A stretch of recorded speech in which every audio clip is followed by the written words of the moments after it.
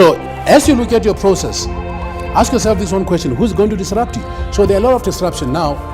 I don't know if you guys, there's another AI called Amazon Echo. Have you guys seen it?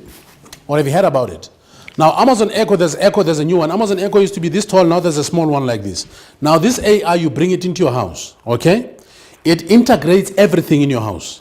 Your music, your alarm, your car, your television, your fridges, anything and everything. Whatever you ask this thing, it's going to give you an answer. Before we leave, I'll go online and show you what it does. You will tell it what kind of news you want to listen to. It will summarize news for you. It will do all kind of things. It will play your favorite music. It will access your computer. You'll say, the call name is Alexa. You can change. Say, Alexa, please, or put the air conditioner in my car on. It will press. Work like Siri. Yeah? Does it work like Siri? It's Siri on steroids. Siri's like an old woman now, on her pension, working with two sticks. Now, actually, there's another one which was created. I'll have to remember. The guys that created Siri created something. Oh, the guy that created Siri created another one called Viv. Now, Viv is Siri on 20,000 steroids. It's unbelievable. You've heard about it. I'll show you this technology so that you guys can understand that whatever business that you're doing now, if you don't think about the future, but as we think about this future, here's the big thing. Always think green. We're in trouble, guys. The weather patterns are going crazy. People are denying that the weather is crazy. This is spring. It's supposed to be hot. It's supposed to be raining. Do you see rain outside? Do you see heat outside? It's cold, it's windy. What we're experiencing outside is July. It's end of July, early August or mid-August. You understand? As we speak now, Ireland was hit by a hurricane 2-3 days ago. Do you guys know that? About 380 houses don't have electricity in Ireland. It's crazy. And here's what's even a shocker. This thing started in Africa and went up to Ireland. They say in Ireland, they were hit by the red dust from the Sahara. Think about it. So whatever we do, we've got to build, guys in steel construction, we've got to think, how do we go green? But we cannot go green without asking the disruption question. Look at how Uber changed things. Look at how Facebook changed things. Look at how Netflix has changed things. All those kind of things. Now, how many of you have seen the new 740 BMW?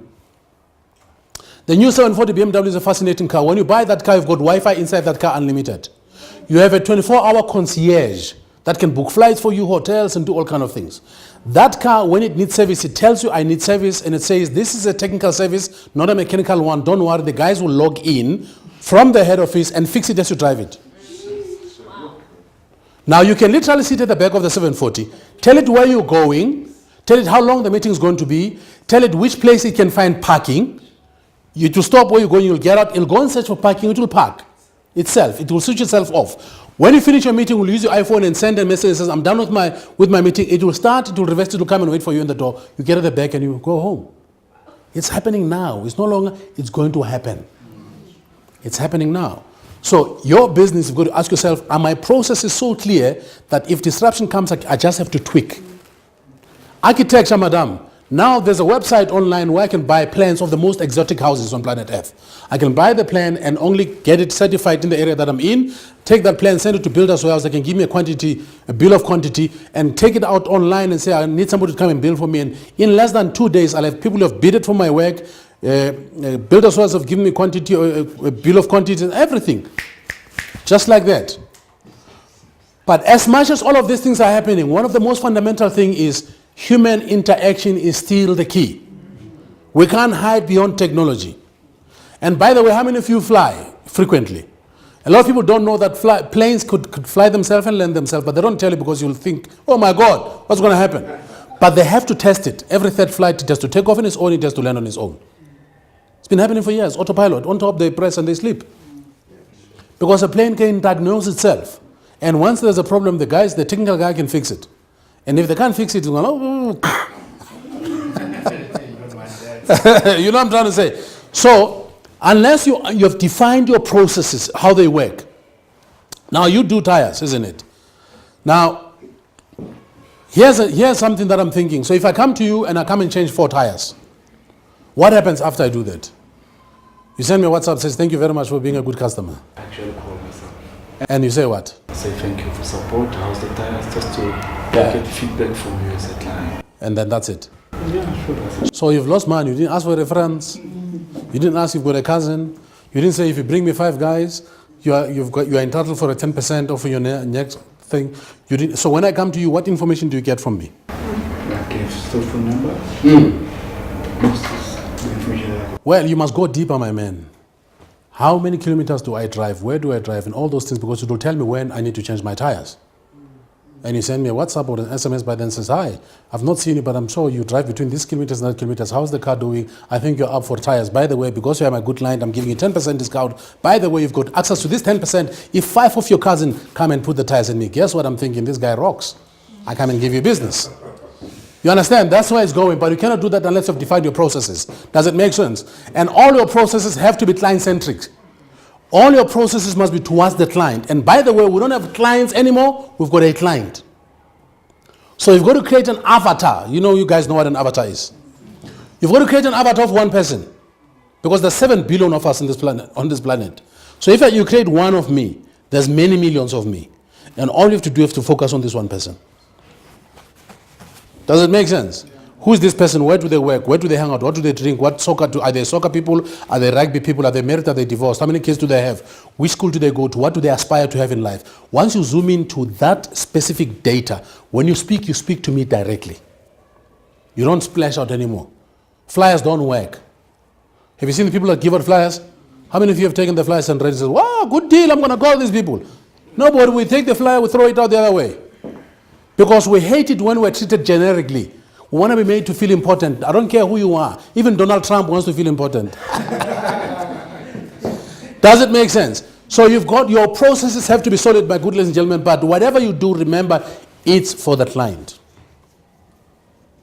It's about the client. Any questions?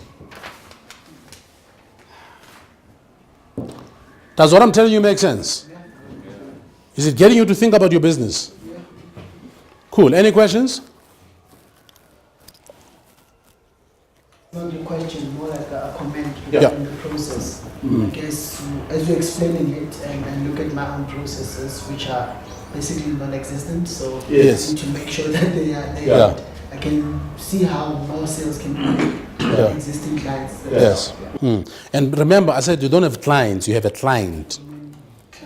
You have one client. So you are in personal development. Who do you want to work with? What is their problem? And what problem are you solving? Ladies and gentlemen, business is about solutions. Great entrepreneurs find a challenge in society. They fix it and the consequence becomes profit. Does it make sense? They fix that one problem. Yes, sir. So it's important to create this profile of your client. Your avatar, I can tell you now, we are working on creating a full day workshop to teach people a model called the empathy model, where we say, find this one person and know almost what they dream. You understand? Because your communication has to be so direct that when I see it, it must excite me. It must be like, oh man, this guy knows me. You understand? Facebook does it. But they're doing it even deeper. You don't get the things you don't want on Facebook. They watch where you search, who you link with, and they only send you things that you want. So every company is now doing that. We want to have this one avatar and speak only to you. And you've got to do the same thing. You understand what I'm trying to say? Because if you are trying to become everything to everybody, you are becoming nothing to nobody. You've got to hone in. Even I, as a speaker and a coach, I have to decide which kind of clients do I work with. And some might come with a very look. I say, no, unfortunately, you know the kind of customers I work with. You've got to learn to say no, to say yes for the bigger ones. That way, I'm sure you save yourself from a lot of problems. Oh, I'm telling you one thing. If somebody calls my office, they say, we want you to come and speak. And they say, how much is your fee? I know there's a problem. And they say, our budget. I say, no, thank you very much. I'm not interested. I'm not negotiable. I don't negotiate with terrorists. I'm like America. America does not negotiate with terrorists. Anybody that wants me to discount and they cannot go to Woolworths where they buy all the time and tell Woolworths to discount, they don't respect me. I don't want to do business with people who don't respect me. All right? However, in some instances, you do a very beautiful thing called trade exchange. Okay? People say they don't have money. I say, what do you have? You'll be surprised. Human beings are very, very fascinating species. They'll give me more in value than they would have given me in money. Just because it's money, this thing about money. But no, we can't give you money, but we've got this and this. I says, fine, give me this and this and this. By the time we calculate, I've got more value from them. Okay. And one of the things that I'm doing to disrupt myself in my industry is in the second quarter of next year, I'm going to be online and we're going to do a campaign where I'm going to be speaking and coaching for free, but for a certain number of customers that have a certain number of people. So that have my right avatar. Because I'm going to not be selling my keynotes, but I'm going to be farming the organization. Okay? So I want to work with organizations from so many people upwards, this age, this caliber, going through these kind of things. I'm going to say to them, what is your challenge? I'll help you fix your challenge. I'm not going to charge you anything, but I'm going to create a journey for your people to be transformed, and it's going to cost you this much per person for the next 6 months, for the next 12 months. You know, if I say to a company that's got 10,000 people, all I want is 550 per person per month. That's all. They think, oh, that's nothing. Multiply that. You understand? So you've got to consistently think about how you have to disrupt before you're disrupted. Because my industry is becoming disrupted all the time. And now a lot of baby boomers, the CEOs, the sales directors, the MDs, they are retiring. And these guys are smart. They're going to get into the speaking industry because they've got experience. Now, a guy who's been running a $3 billion business, and me, they will hire the $3 billion guy. It's a fact of life. You know what I'm trying to say? I've been in the game longer than him, but this guy ran a $3 billion business. Do you think other CEOs want to listen to this guy or me? They want to listen to that dude. So I've got to prepare myself before this dude comes and take my meal. You know what I mean? So the same thing with your business. Somebody's coming after your business now. If you don't know who that person is, you're out of business. Does it make sense? Any questions on processes? Yes, ma'am. Okay, talking about clientele or how to sell the product or after sales. Because my distributors are buying from me, then they go sell. I'm not too sure if it would be advisable for me to give them training on how to. Oh yes, you've got to, because remember, they are taking your brand. What guarantees do you have that they don't even dilute your brand? That they don't take your brand and cut and decant it? You know what is to decant? Yeah. Yes, you've got to. It's your brand. What is your brand's name? Muridelo. It's one name. It means mixing. Mixing, yeah, Muridelo. We know this man is a good coffee mixer. This man.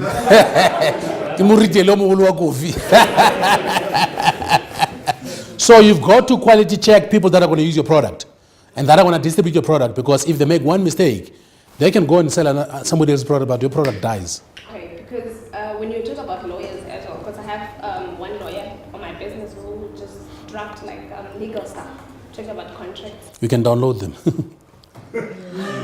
I'm just saying, telling the truth, but don't give the guy business, you know, be nice to the guy or the girl.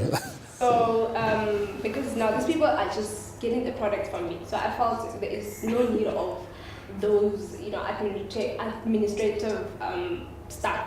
No, there's a need, because so I'm giving you. So I buy a skin, a body butter of, you know, then I take this body butter and I decant it, okay, which means I make it half, and I get Kenya don. Then I shake it, then I close it, and I sell it, okay, and I start using this product. But my friend who uses the product tells me a different story. I'm not getting the results that he's getting. You understand what I'm trying to say? And then therefore I research and I found out this person is decanting. I'm not going to say that person decanted. I'm going to say product, the brand. You understand? So you've got to be careful, because ultimately, here's what you must understand, that ultimately you're not selling a physical brand, you're selling an emotional connection with an avatar. You know, it's that emotional journey. We don't buy with logic, we buy with emotions, we justify with logic. So you've got to be protective of your brand. Okay, so because I thought I'm more into farming, like you said. Yeah. I'm not really selling. When I started the business, when I started it from the kitchen, that's when I used to sell. But then because I'll have the people who are coming from me, then I felt like, okay, let me just focus on the business, running the business, and making the business grow. So I was just pushing the sales and giving to them. Be careful. Look at Avon. Avon is a very powerful brand. They're using multi-level marketing. It's very big. Afro-ish lane, you name it. Go and look at their model and think about disrupting their model. You understand what I'm saying? Yeah. If you're building a physical brand, remember it's not physical, it's emotional.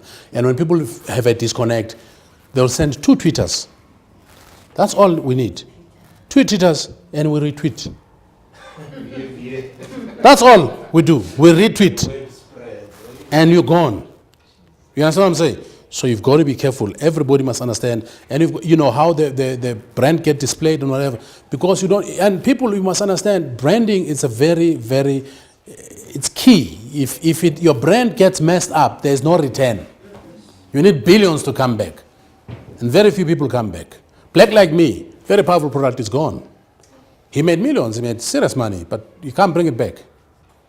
You understand what I'm saying? Cool. Anybody else? Yes, ma'am. My name is Dr. McGady. I own a company called Purple Esther. What we do, we manufacture workwear for females. Oh. Yes. Okay, on the processes, currently, one of the big companies, I've got a lot of support from big companies. So they have built me a factory in Germiston. Now, I'm caught between. I've got we call them the big five. Out of the big five, out of the PPE world, will be your Drumax, your Select PPE, your Johnson's, your G-Fox. Okay, I can name a few. So out of that, one of my beneficiaries is one of the big five. And now the heartbeat of Purple Esther is for us to be creating our own designs and putting workwear. Initially how I started the company was because of I used to work in the mining industry and I wear size 2, size 3, and I didn't have safety shoes, for instance. That's where the whole thing started. Now they changing my focus of manufacturing, but then now if they take me and rope me in, they say, okay, let's push out this brand of ours. Your name is still there, but we are empowered by them, right?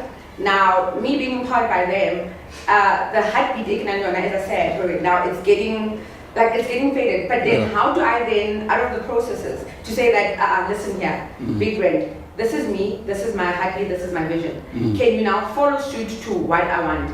Again, remembering that word, I still want to do the farming. Yeah. I don't just want to sell. Yeah. Because of, I got a lot of, I just got nominated under the top 10 of the SAB Larumo, for instance. And now, me dealing with all these big corporates, one of the things that capacity is one of the main things. Yeah. Now, out of the capacity, I'm looking at this big brand to say, I need them for capacity, for this, for that, for da. But then yet, I want to branch out because I have a brand. Yeah. Now, how do I then?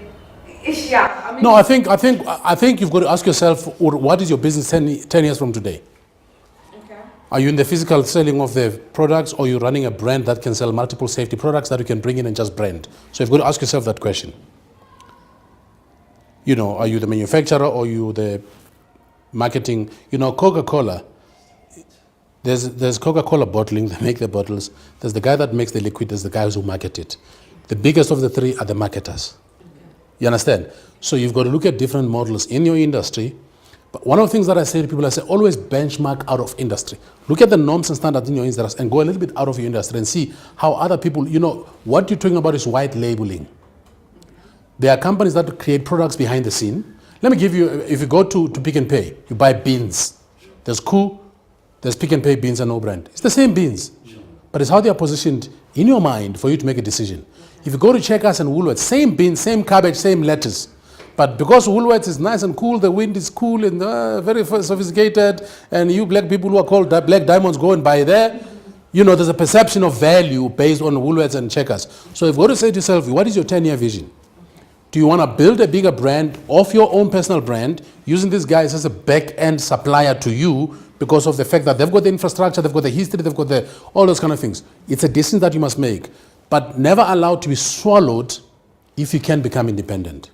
Well, then I think what you need to do, you've got to put your feet on the ground and be firm with them and say, this is my vision, this is where I want to go, and by the way, you support me or we compete down the line. And the future is you will become better than them because they're an old company, the economy is being changed. The economy has to change. We have to give true, proper black entrepreneurs an opportunity to play in the same space. So don't be swallowed unnecessarily. But then I'm going to throw a spin. Are you married to your brand? No, I'm not. Okay, so then that's a question that you also have to ask yourself quite honestly and say to yourself, do this thing called the Benjamin Franklin. Benjamin Franklin was an American president. Each time he was faced with a difficult question or a decision to make, you take a page and you draw a line, you write pro and you write con. And if the pros are more than the cons, it does it. If the cons are more than the pros, it does it. Use the same thing. It's a very simple process, but it can help you. But think 10 years from now. You know, what kind of legacy you want to leave and whatever. And are you in this for money? Are you in this for money or what? Passion. Passion, you know. So, and by the way, the definition of passion finds its expression in Latin, passione. It means the willingness to endure or feel the pain for what you believe in. Yeah, I've been enjoying the pain for the past 4-5 years now. So trust me. I know. But you have to, you know, Steve Covey said begin with the end in mind. You've got to begin with the end in mind. Now, the end in mind for my global conference television is very simple. I've started this thing. I'm not a good manager. I'm a great beginner. I'm a great fixer, but I don't manage things. So eventually I'm going to fire myself. Very, very soon I'm going to fire myself, and I'm going to get somebody super smarter than me to come and run this thing. And what is the vision of this business? Like I'm saying, transforming society. So one of the things that we do is 90% of our profits is going to be plowed back into society. Yeah? No, I know a lot about you. We